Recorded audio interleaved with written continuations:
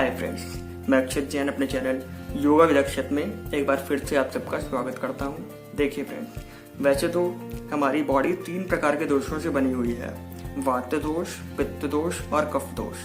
लेकिन ये तीनों दोष हर व्यक्ति जन्म से ही कम या ज्यादा लेकर पैदा होता है, जिन्हें आयुर्वेद में हम प्रकृति कह देते हैं। प्रकृति जन्म से लेकर मरण तक हर इंसान की सेम रहती है। प्रकृति है क्या, चलिए इसको देखते हैं। सपोज करिए कोई व्यक्ति वात प्रकृति का है, यानी कि उसमें जन्म से ही वात ज्यादा होगा, पित्त और कफ कम होगा। कोई व्यक्ति पित्त प्रकृति का होगा तो उसमें पित्त ज्यादा होगा, वात और कफ कम होगा। इसी तरीके से कफ प्रकृति। अब एक ऐसी प्रकृति होती है जिसमें द्वंद्व दोष बढ़े हुए होते हैं, यानी कि इसमें या तो वात और पित्त ज्यादा होंगे, कफ कम होगा, या फिर पित्त और कफ ज्यादा होंगे, वात कम होगा।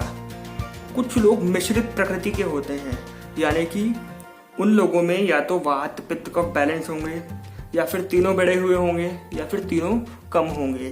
तो इस तरीके से आयुर्वेद में 25 प्रकृतियां कही गई हैं, जिनमें से 7 बेसिक हैं, और उन्हीं में से पहली प्रकृति वात प्रकृति के बारे में मैं आज बात करूंगा। वात प्रकृति को समझने के लिए मैं जरा कफ का सहारा लूंगा। देखिए फ्रेंड, आज इस वीडियो में मैं आपको बताऊंगा कि वात प्रकृति के क्या क्या लक्षण होते हैं और इसके बिगड़ने से हमें किस किस तरीके की प्रॉब्लम्स को फेस करना पड़ता है। चलिए फ्रेंड्स, देखिए, इसको समझाने के लिए मैं जरा कफ का सहारा लूंगा। कफ जो कि बनता है पृथ्वी और जल से, यानी कीचड़। जब भी पृथ्वी और जल पर्यावरण में मिलेंगे तो हम इसको कीचड़ कह देते हैं, लेकिन पृथ्वी और जल जब शरीर में मिलते हैं तो हम इसको कफ कह देते हैं। देखिए, इसको समझने के लिए बेस्ट एग्जाम्पल होगा कमल। कमल कहाँ खिलता है? कीचड़ में। यानी कि कमल कहाँ पैदा होता है? कीचड़ में। तो इसी तरीके से हमारी ह्यूमन बॉडी जो पैदा होती है वो कफ की वजह से पैदा होती है, यानी कि हमारी हड्डियां, मांसपेशियां, त्वचा ये जो जन्म लेती हैं ये कफ की वजह से जन्म लेती हैं। तो आधा कफ तो इनको बनाने में लग गया, आधा कफ इनको ल्यूब्रिकेट करने में काम करता है, यानी कि हड्डियों को मांसपेशियों से, मांसपेशियों को त्वचा से जोड़ने में ये कफ काम करता है, इनको आपस में ल्यूब्रिकेट करने का काम करता है। अब थोड़ी सी नजर डालते हैं वात पर कि वात क्या करता है। देखिए फ्रेंड, वात बनता है वायु और आकाश से। तो वायु जो नेचर में रूखी होती है, रुक्ष होती है, ये हमारी हड्डियों को, मांसपेशियों को, त्वचा को रूखी बनाती है, यानी कि हमारी पूरी बॉडी में रुक्षता लाती है। अब ये आकाश क्या करता है? आकाश कैसा होता है? खाली होता है, खोखला होता है।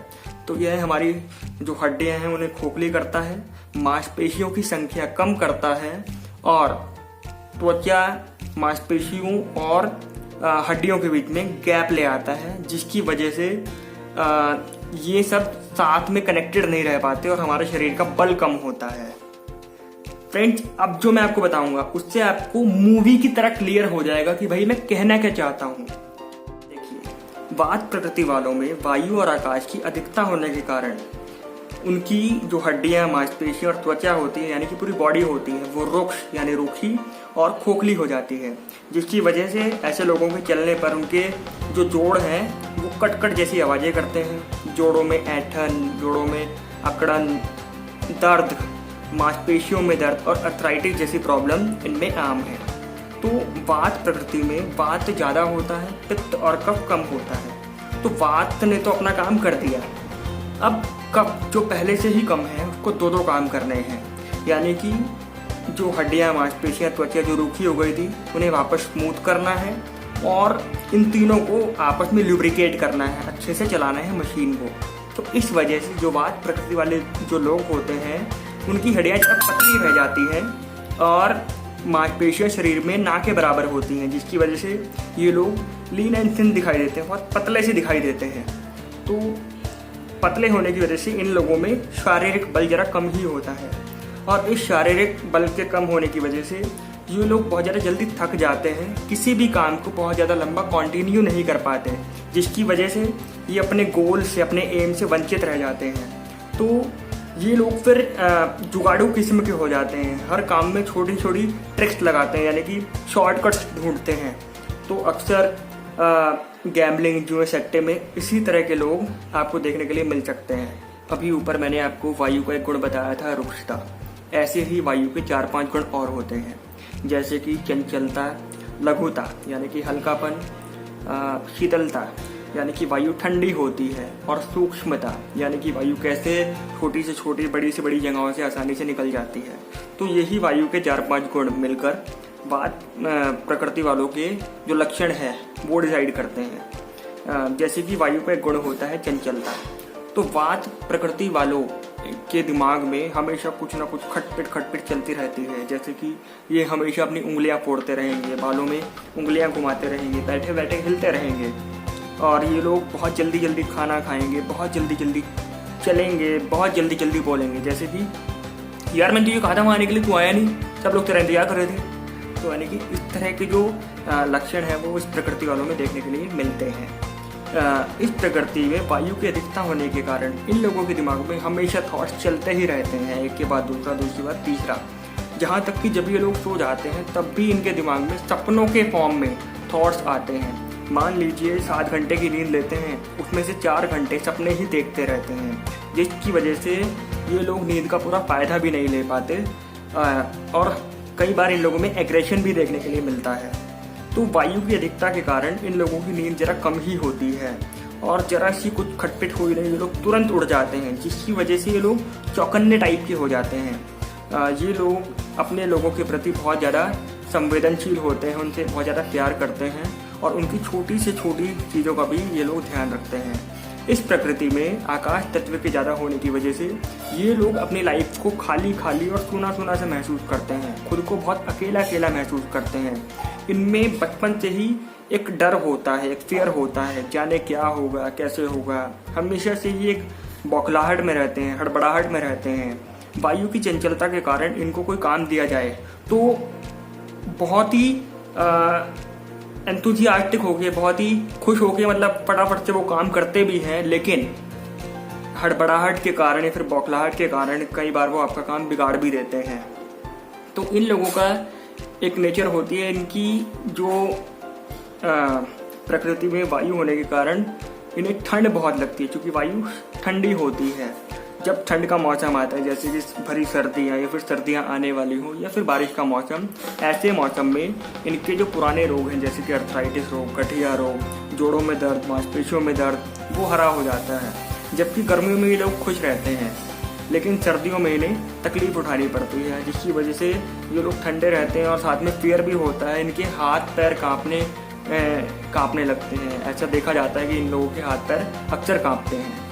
तो इसी प्रकृति वालों में जो वायु होती है वो वायु सूक्ष्म होती है, यानी कि वायु का एक नेचर होता है कि वो कहीं भी उसे घुसना है हर चीज़ में, यानी कि छोटी से छोटी चीज़ में वो पाई जाती है, बड़ी से बड़ी चीज़ में।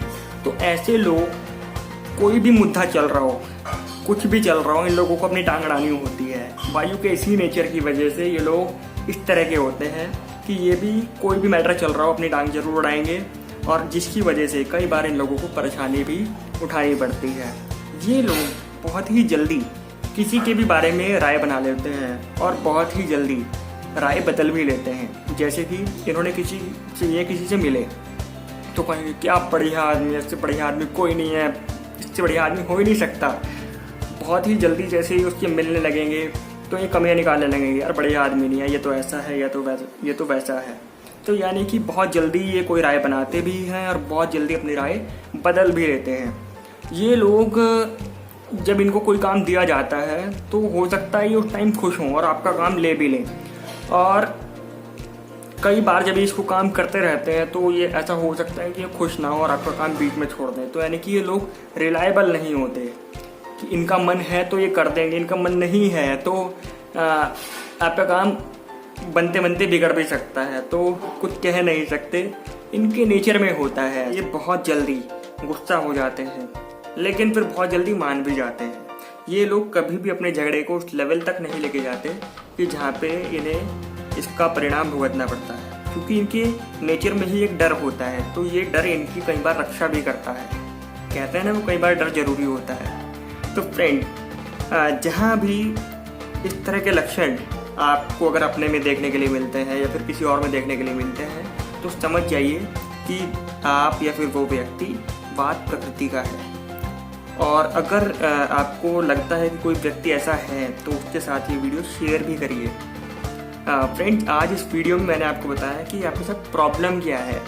अगली वीडियो में मैं आपको बताऊंगा कि सॉल्यूशन क्या है। तो फ्रेंड, अगली वीडियो टाइम पर देखने के लिए मेरा चैनल जरूर सब्सक्राइब करिए और साथ ही बेल आइकन को हिट कर दीजिए ताकि मैं जो भी नई वीडियो बनाऊं उसकी नोटिफिकेशन आपको टाइम पर मिल जाए। ओके फ्रेंड्स, आज के लिए इतना ही। आपने मेरी वीडियो को देखा, थैंक यू, बाय।